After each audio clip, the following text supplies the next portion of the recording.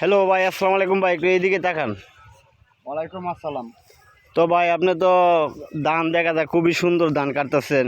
জি তো ফসলও মোটামুটি হয়তো অনেক ভালো হয়েছে। তো এটা কি আপনি নিজের নাকি? জি ভাই, এই কাজটা আমাদেরই 2-3 বছর ধরে করি।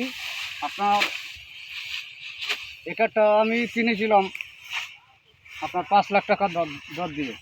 আহ, তো ধান এগুলা তো মনে হয় বৃষ্টির পানিতে হয়েছে নাকি? হ্যাঁ, বৃষ্টির পানি। এবার আপনার এই যে মিশিংয়ের টিউবওয়েলের পানি বেশি দেওয়া হয়নি।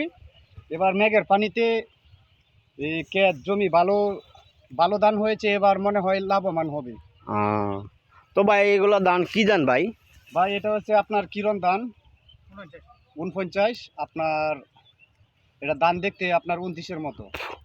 আহ, তো যাই হোক ভাই, আপনার ধান কাটাটা আমার কাছে খুবই সুন্দর লাগতেছে।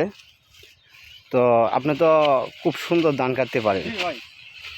ভাই আপনি কোথায় থেকে আসছিলেন? আমি ভাই আইছি যে ভাই, আমি বাজিতপুর থেকে।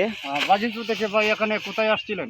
এখানে আসছিলাম যে হিলুসিয়ার দিকে আইছিলাম, আমার পরে আমি এখানে দেখি কি যে সাহা ইকো পার্কে আসছিলেন? জি জি জি, আমি একটু এই যে ইয়েতে আমাদের আইছিলাম। এখানে এদিকে একটা ইকো পার্ক আছে। এখানে আপনার যে অনেক ইউটিউবার এখানে ভিডিও করতে আসে। জি জি জি, আমি এই জায়গায় আইছিলাম, আসার পরে দেখলাম যে এখানে জমি অনেক সুন্দর দেখা যায়। জি ভাই, তাহলে আপনি এত দূর কই থেকে আসছেন? আমি ছিলাম ঢাকায়। ঢাকা থেকে তখন আমি রওনা দিছি যে পল্লীগ্রামে যাব। যে পল্লীগ্রামে পাওয়া অনেকই ভালো লাগে, এই জন্য পল্লীগ্রামে একটু ঘুরতে আইছিলাম। আইসা দেখি যে পল্লীগ্রামে অনেকই সুন্দর। তো আমি একটু ঘুরে ফিরে দেখলাম। তো ভাই এত দূর থেকে আসছেন, আপনি কি দুপুরে খাওয়া দাওয়া করছেন?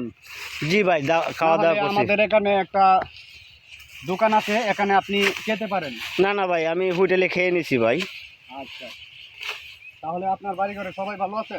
জি ভাই, আমার বাড়ি ঘরের সবাই ভালো আছে। তবে আপনার বাড়ি ঘরের ফ্যামিলি কি অবস্থা জি, আছে বা? আমার বাড়ি ঘরের সবাই ভালো আছে। তো ভাই আপনার কি কই আমরা